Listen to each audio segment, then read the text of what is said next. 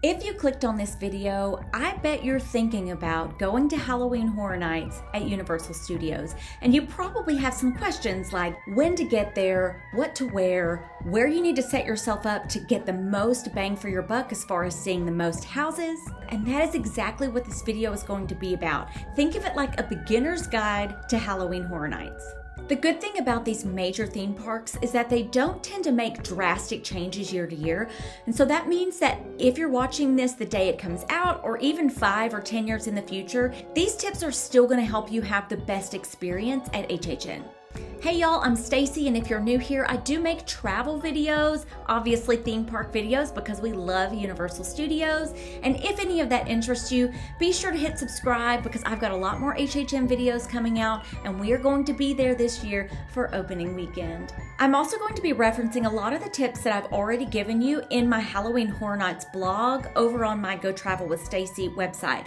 So definitely check that out. I'll put the link in the description below. Halloween Horror Nights is a separately ticketed event occurring sometime between September and October every single year at Universal Studios Orlando and Universal Studios Hollywood. Be sure to check the calendar. I'll put a link in the description below so you can see what days they're doing Halloween Horror Nights and which days they're not.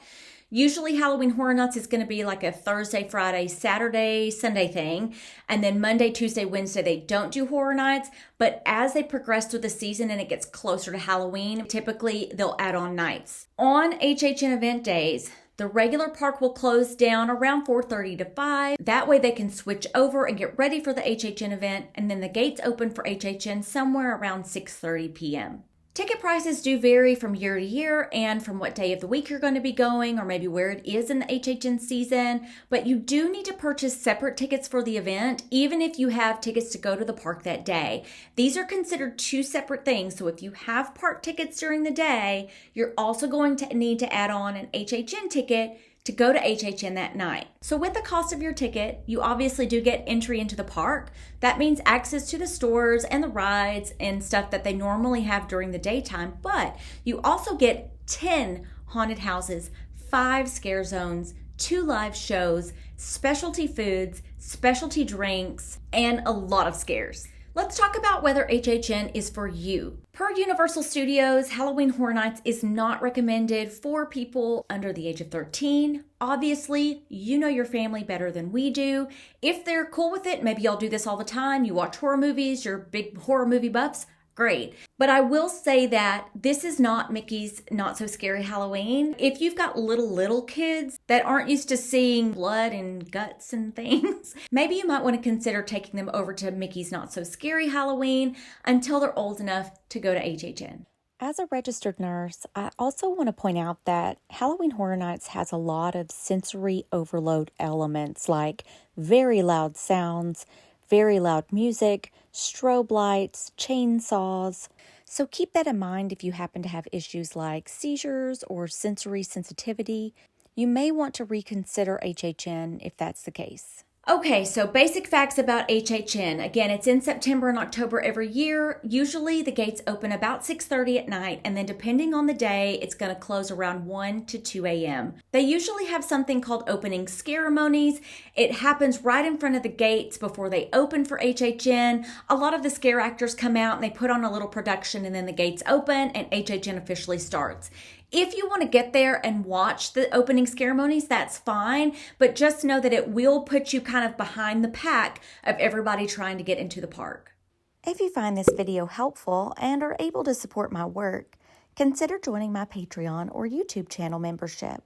Members get early access to videos and other perks. If a membership isn't your thing, show your support with a one-time donation using the Super Thanks button or the Buy Me a Coffee link in the video description. As always, free ways to support the channel include becoming a subscriber and hitting that like button. Thank you so much for your support, and let's get back to the video. Some of the rules they have about HHN, first and foremost, no costumes. This is really done to protect the guests and the scare actors. You want to be able to know who works there, who's a scare actor and actually works for Universal Studios in this event, and who is just a patron. They do sell some like costume-like things and face masks in the gift shops. You can buy those, you just can't wear them at HHN. Now, some of the things you can wear are things like last year I wore a light-up flower crown. That's fine. They sell other little headbands that go on. They've got like little devil horns or angels' wings or something like that. As far as what to wear, typically when we go, it's still pretty hot, even in late October. Most people wear shorts because again, it's pretty hot. I would wear a t-shirt if you want to wear one of their shirts or maybe a Halloween shirt that you have. This is the Beetlejuice one that we got last year. If you do nothing else, wear comfortable shoes. Do not underestimate how much walking you're going to do because sometimes you may be walking from one end of the park to the other just to get to the house that maybe has the lowest wait time at that moment. So definitely wear some comfortable shoes because you're going to do a lot of walking. One question I get a lot is, 1, is HHN scary? And 2, can the scare actors touch you? Yes, HHN is kind of scary because you have people jumping out at you. I'm one of those people that will scream at the drop of a hat. But for me, it's more of an entertaining scary. I find it extremely entertaining and scary going through both the haunted houses and the scare zones. The whole point of this event is to have fun. It's not one of those haunted houses where, you know, if you make it to the end, they'll give you your money back because it's so scary and awful. They just want you to have a good time. That being said, the scare actors cannot touch you. And I think that's one of the things that makes me more comfortable about it because I know they can get very close to you, but they cannot touch you. One thing I will add, and I'm going to make a separate video about this, if you have fears about going to haunted houses and being scared and stuff like that, and you're considering going to HHN, I would really encourage you to do the daytime tour. It's the Unmasking the Horror tour. We did that the first time we went just to kind of give us an idea of what going through the haunted houses was going to look like.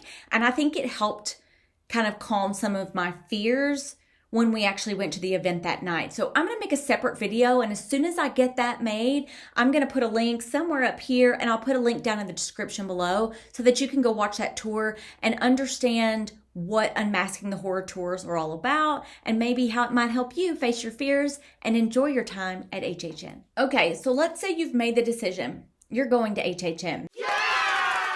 My biggest tip for you is buy your tickets in advance and get them in advance printed out either at will call or maybe at your hotel if you're staying on site. That will save you a ton of time. And if you're staying at an on-site hotel, you should have a couple of options for entrances that are separate from the general public. So that'll help you get in quicker as well. Tickets are sold on either a single night basis or a multi-night pass. If you know you're going to be going at least a few nights to HHN, I would suggest that you get one of the multi-night passes depending on what date you're going to be going.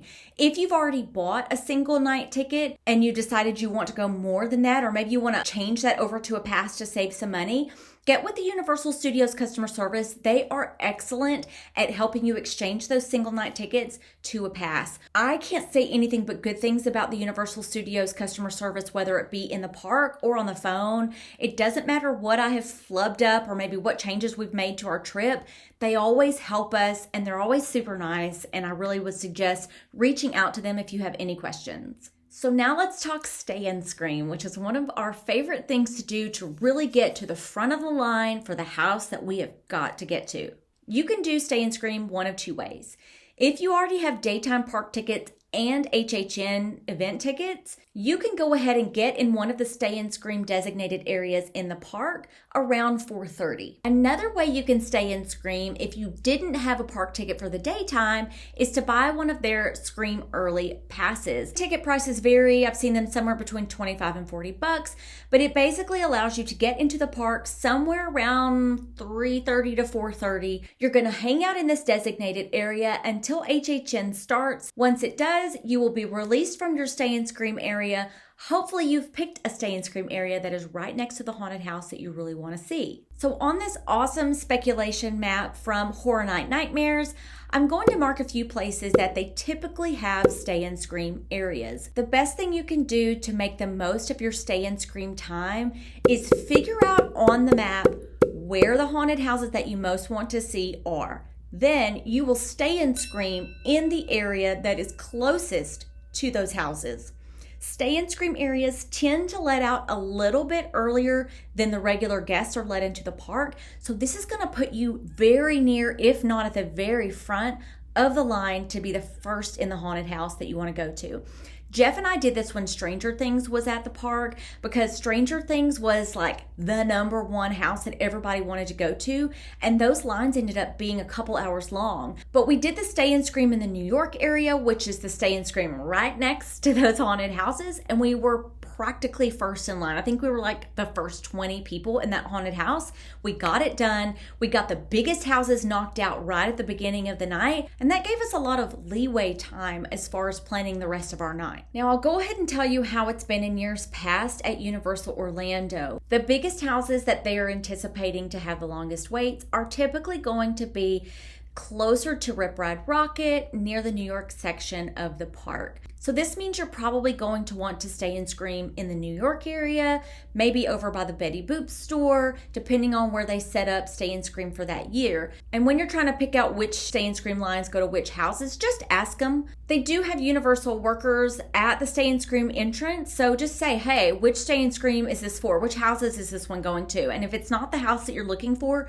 go to the next Stay and Scream area. One of the other Stay and Scream areas is usually back in Simpsons Land. That's going to be the houses on the other side of like Men in Black. And then typically the Betty Boop store is going to be either some of the houses in the front of the park or the house that's typically set up behind Shrek. So if you learn nothing else from this beginner's guide, it is to plan out your night. You don't want to waste a lot of time waiting in a long line for some of these bigger coveted houses. Get you a speculation map or get you a Universal Orlando map. Figure out where the houses are going to be, and then figure out either what Stay and Scream area you want to get in to get to the houses first, or just plan your route based on which houses are supposed to be most popular that year. Another tip that you can do if you're not going to do Stay and Scream, but maybe you want to knock off a bunch of houses all at once, my recommendation is as soon as the gates open, go to the houses in the very back. Start in the back first, because most people are going to be hanging out at the front of the park, but not you. You're going to go to the very back of the park. You're going to knock out the houses by Men in Black and behind the kids zone. That right there will probably knock off 4 houses, bang, bang, bang, bang, and then you're left with 6 houses that you need to do for the night. All around the park, there are going to be signs that tell you which houses are where. There's also going to be kind of an average wait time that does update as the night goes on. I would also really recommend downloading the Universal Studios app onto your phone, because you can then get wait times right there on your phone without having to go to these specialty kiosks around the park and figure out what the wait times are for these houses. Okay, we've talked about haunted houses. Let me kind of explain scare zones. They are zones within the park that are marked off where they're decorated very highly. There's scare actors in that section that are there to either entertain you or scare you. Once you leave that section, you kind of get a breather. The scare actors typically do not leave their designated scare zones, which I like, because if I have really gotten scared by maybe the chainsaw guys, and if you've been to Halloween Horror Nights, you know what I'm talking about. It's kind of nice to get a break going through a section that I know no one's gonna scare me. So definitely check out where those zones are on the map, and if you need a breather, you can get out of that zone and kind of get a break. Another thing to note is that none of the Halloween Horror Nights bleeds over into Diagon Alley or the Wizarding World of Harry Potter.